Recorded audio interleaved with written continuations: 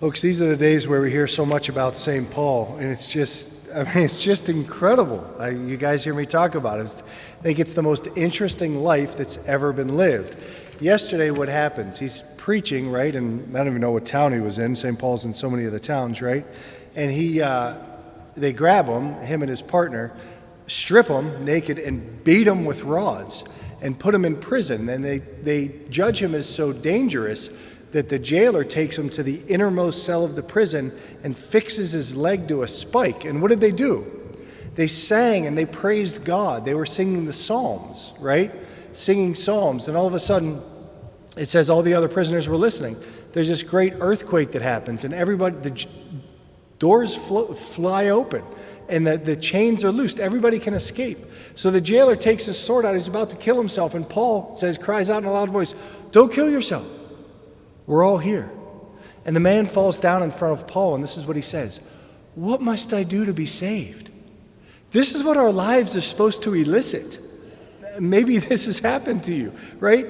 Our lives are supposed to be lived in such a way that at some point somebody comes to us and says, "How do I become Catholic?" Or "What do you have?" A woman collapsed in my arms the other day. I'm not saying, and said, "Father," she was going through something extremely difficult. "Father Joe, how do I get through this?" It's like St. Paul the man lived in such a way that the very man who jailed him fell in front of him and says, "What do I have to do to be saved?" In other words, "Please evangelize me." That's what everybody's crying out, whether they know it or not.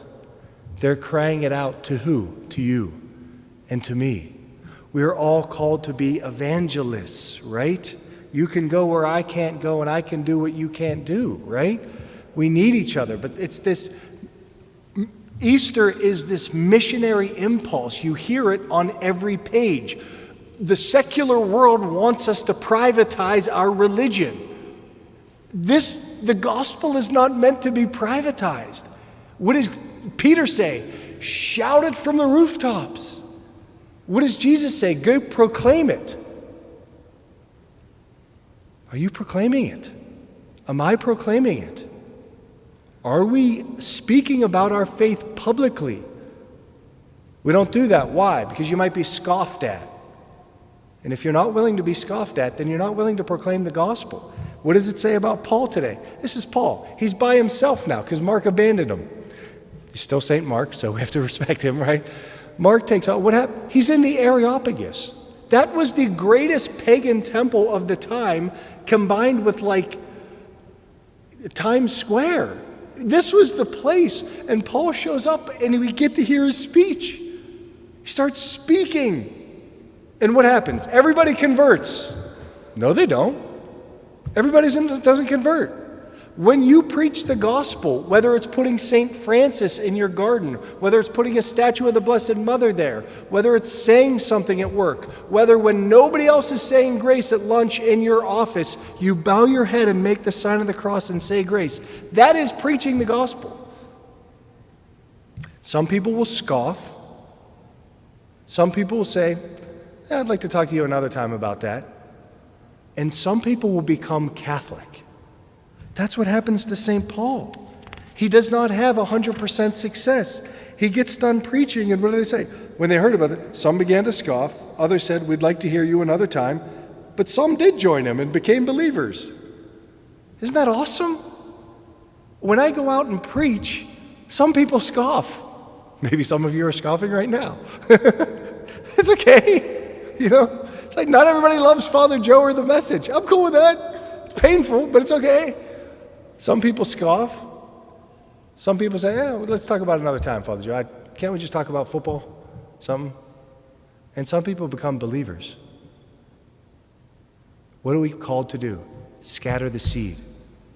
The only thing we're not allowed to do is not scatter the seed.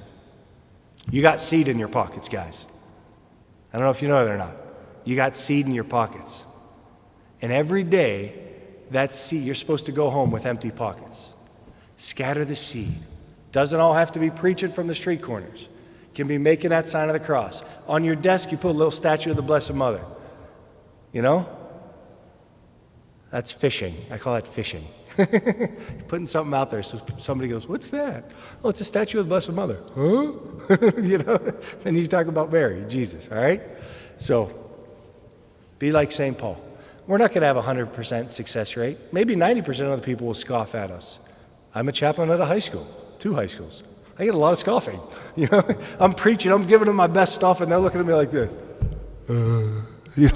Like your teenage kids are looking at you guys. It's a good opportunity for me to learn what it means to be a parent. Total rejection. And I'm like, guys, I'm cool. Other people think I'm really cool. They're like, yeah, right. All right, please stand.